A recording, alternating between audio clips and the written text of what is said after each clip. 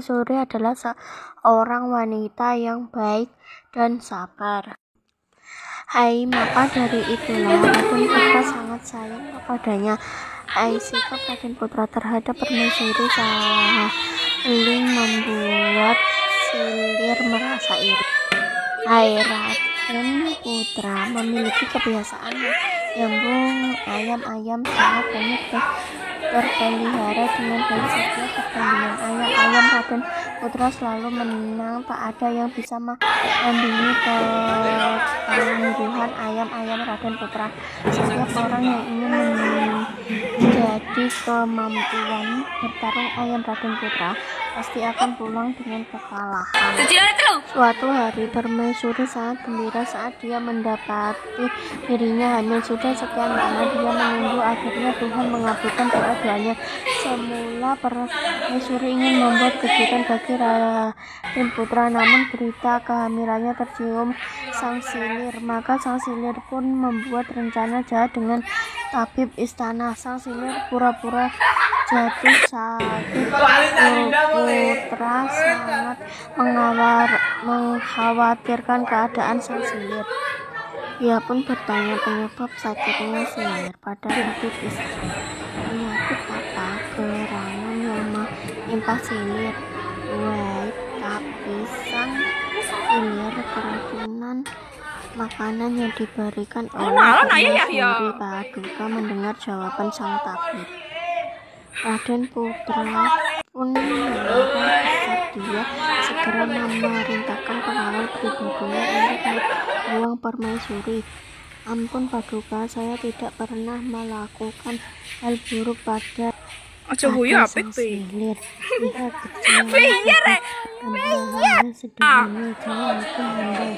Itu Permaisuri sambil memohon kepada Raden Putra. Kemudian sang Silir memotong pembicaraan dan buru-buru berkata, dia bohong Paduka. Semua itu dikatakannya supaya Paduka tidak menghukumnya. Raden Putra bertambah heran dan menyuruh pengawalnya untuk membuang ke dalam hutan, membunuh dan pengawal itu merasa tinggal saat tidak membunuh Permaisuri. Ia tahu Permaisuri adalah seorang yang baik hati, tidak akan mungkin melakukan tindakan yang jahat. Namun hamba Paduka Permaisuri, hamba kau Paduka tidak melakukan apa yang dituduhkan Silir. Hamba percaya pada Paduka, aku sudah pasang pengawal. Jika kamu hendak membunuhku, maka bunuhlah aku sekarang. Sang pengawal mengacungkan pedangnya, namun saat melihat sang Permaisuri, ia jatuh bersipu. Maafkan hamba Permaisuri, saya tidak bisa membunuh Paduka. Akhirnya sang pengawal meninggalkan Permaisuri di hutan setelah membunuh seekor rusa yang diambil jantungnya. Sang pengawal membawa jantung ke istana dan mengakui jika itu jantung Permaisuri. Sebagai bukti Permaisuri sudah mati. Akhirnya Permaisuri itu sudah mati. Raden Putra hanya mengakui waktu sudah berlalu. Perut sang Permaisuri semakin besar dan dia pun melahirkan di dalam sebuah pondok sederhana yang dibangun pengawal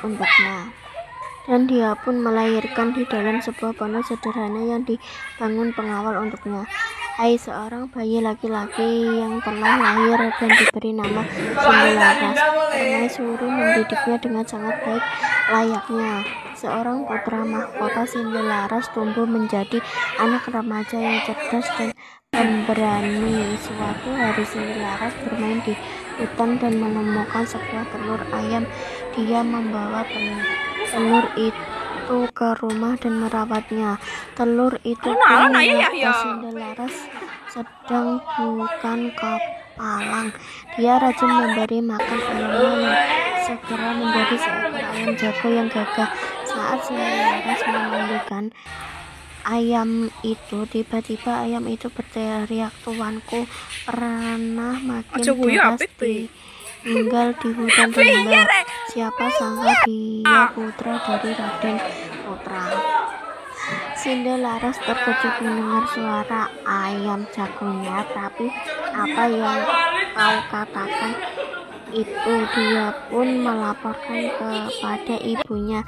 Hai sang permaisuri, akhirnya permaisuri menceritakan semua tentang kenapa mereka bisa terlantar di hutan. Cinderlaras menjadi marah mendengar cerita ini. Dia bertekad hendak membalas dendam. Dia pergi ke kota dari berbagai ajang. Dua ayam Cinderlaras lalu menanggung segala saja ayamnya menjadi terkenal. Berita ini terdengar di telinga Raden Putra. Beliau menjadi penasaran dan memerintahkan pengawalnya untuk mencari Cinderlaras. Siapa segelas itu pengawal coba cari dan bawa dia ke kerajaan. Baik Baginda Raja, hamba bawa Cinderlaras ke hadapan Baginda. Segera Cinderlaras pun sampai di istana bersama Yang Jagonya. Raden Putra heran dengan sikap Cinderlaras yang sopan layaknya seorang bangsawan. Beliau pun menantang Ayam Jagonya Cinderlaras untuk bertanding dengan ayam kerajaan. Cinderlaras, saya menantang ayam yang kau miliki bertarung dengan ayam jago kerajaan. Apa kau bersedia? Tantangan Raden Putra diterima Cinderlaras, tapi Cinderlaras memberikan satu syarat kepada Raden Putra. Ampun Paduka, saya mau bertanding adu ayam, namun 3 ayam hamba menang. Saya meminta kekuasaan atas kerajaan ini. Jangan ini. Raden Putra terkejut dengan permintaan Cinderlaras. Jika ayammu yang kalah, apakah bersedia memberikan ayam itu kepada Cinderlaras? Mengaku saya bersedia, Paduka. Raden Putra tersenyum. Dia menanggapi permintaan Cinderlaras. Lagi putra ayam Cinderlaras takkan mampu mengalahkan ayam kerajaan yang gagah, dan mereka melihat bertarung.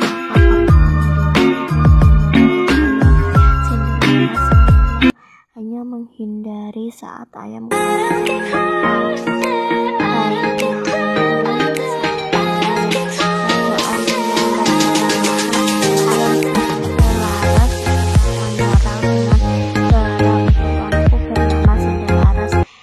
tinggal di hutan rimba. Siapa sangka dia putra dari Raden Putra.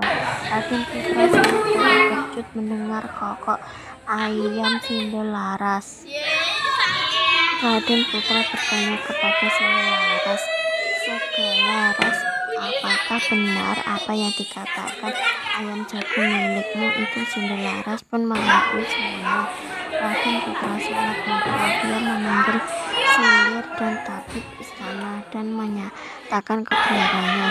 Wow, panggil Silir dan tabib istana ke hadapanku sekarang. Mereka berdua akhirnya mengakui karena sangat ketakutan.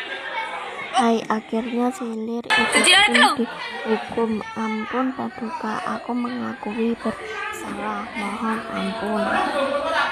Begitu juga dengan sang tabib. Akhirnya bahagia untuk Cinderlaras dan sang permaisuri. Mereka berdua bisa kembali ke istana. Raden Putra pun senang memiliki putra gagah, berani, sopan, dan memiliki kesamaan yang sama dengannya. Beliau bersyukur permaisuri dan Cinderlaras bisa pulang ke istana dan berkumpul menjadi keluarga yang bahagia.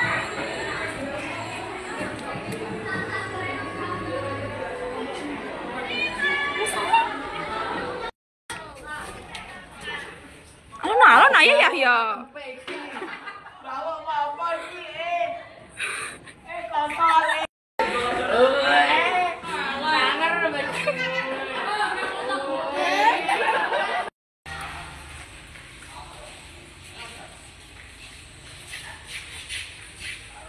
Aja guyu apik, Pik. Piye